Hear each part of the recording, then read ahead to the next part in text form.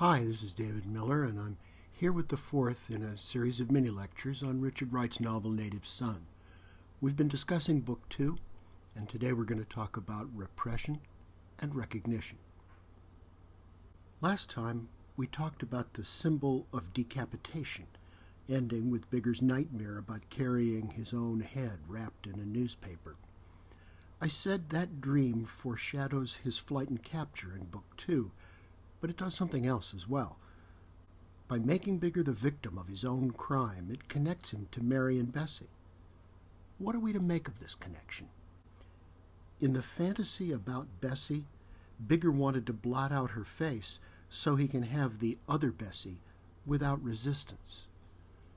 He would then gather her up and put her in his chest, his stomach, someplace deep inside him, always keeping her there just to feel and know that she was his to have and hold whenever he wanted to. Here again, in an odd way, we see the image of Bigger incorporating Bessie into himself and, in a sense, becoming one with her. To understand what this fantasy means for him, I think we have to notice that the place inside himself where he imagines holding Bessie is the same place, his chest and stomach, where he said the white people live.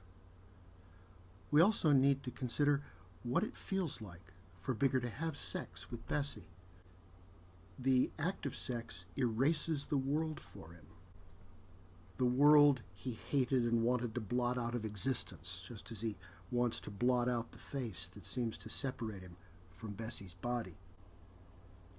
Because her body has this power to erase the world, for Bigger she is like a fountain whose warm waters washed and cleaned his senses, cooled them, made them strong and keen again to see and smell and touch and taste and hear, cleared them to end the tiredness and to reforge in him a new sense of time and space. Afterward, Wright says, some hand had reached inside of him and had laid a quiet finger of peace upon the restless tossing of his spirit. This is a strange description of sex because it is not merely physical, even though Bigger has no emotional attachment to Bessie. That fountain, warm and cool at the same time, is baptismal in its power to cleanse and renew Bigger. We saw in Book 1 that the fear he lives with day and night fills him with a tension he cannot control. Sex with Bessie releases that tension so powerfully he feels reborn. Later, when he rapes her, it is once again this inner tension, the tensity of his body, the loud demand of the tensity of his own body, that drives Bigger on. And after it's over, he felt the tenseness flow gradually from him.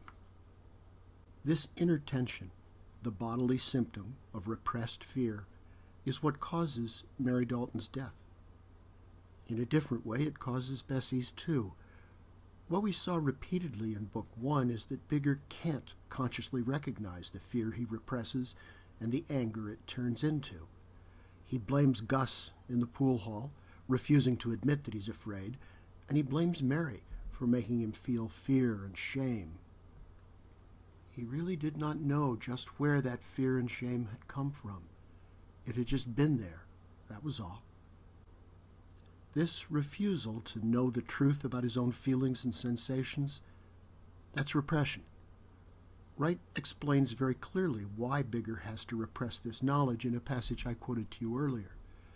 He knew that the moment he allowed himself to feel to its fullness how they lived, the shame and misery of their lives, he would be swept out of himself with fear and despair.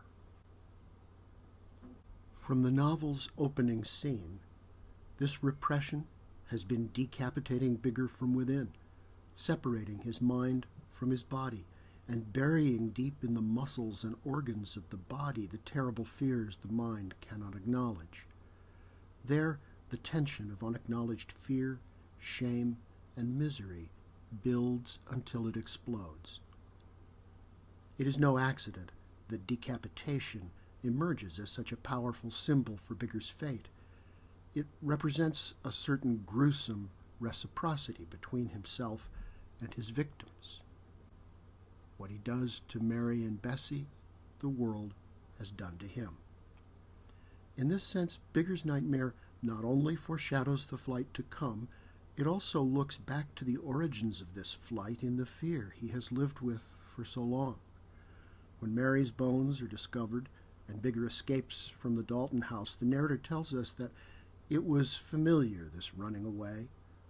All his life he had been knowing that sooner or later something like this would come to him. And now, here it was. This is why it's his own head, not Mary Dalton's, that Bigger is carrying as he runs over streets paved with black coal in his dream. So, did you ever think about what might be the opposite of repression? For example, is it the explosion or eruption when all that repressed tension escapes?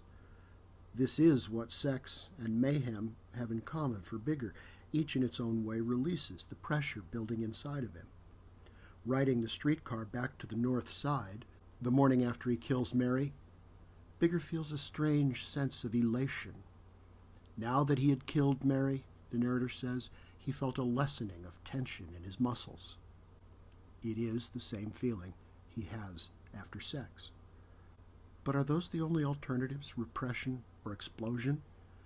In Native Son, I think Richard Wright develops a different answer. After all, the explosive release of pressure isn't really the opposite of repression. It's the logical outcome, the natural consequence of it. If repression means refusing to recognize or acknowledge something, refusing to know the truth, then the real opposite of repression would be to recognize that something instead of repressing it. Here we may be seeing the influence of Freud, who thought that the way to cure his patients would be to bring their unconscious thoughts into conscious awareness. Or maybe it's the influence of Dickens. We saw the way his narrative anticipates Freud in its emphasis on the undoing of repression. At the same time, it probably wouldn't help Bigger much simply to face the truth of his life on a personal level. Wright has already told us that would be too threatening. What Bigger yearns for is recognition from others. After the bones are discovered, he flees from the Dalton house, and Bigger sees a boy selling papers. He wanted to see the tall black headline, but the driving snow would not let him. It's a simple, realistic description of the moment, but notice how the imagery of black and white conveys what is at stake. The tall black headline would show Bigger an expanded, fully recognized image of himself, not slumped down, but standing tall. It would show him living up to his name, Bigger. The blinding snow, a driving force of whiteness, won't let him see that image. The papers ought to be full of him now. It did not seem strange that they should be, for all his life he had felt that things had been happening to him that should have gone into them. But only after he had acted upon feelings which he had had for years would the paper carry the story. His story. He felt that they had not wanted to print it as long as it had remained buried and burning in his own heart. But now that he had thrown it out, thrown it at those people who made him live as they wanted, the papers were printing it. Bigger has practical reasons for reading the paper, of course. It tells him what the police know and where they're searching for him.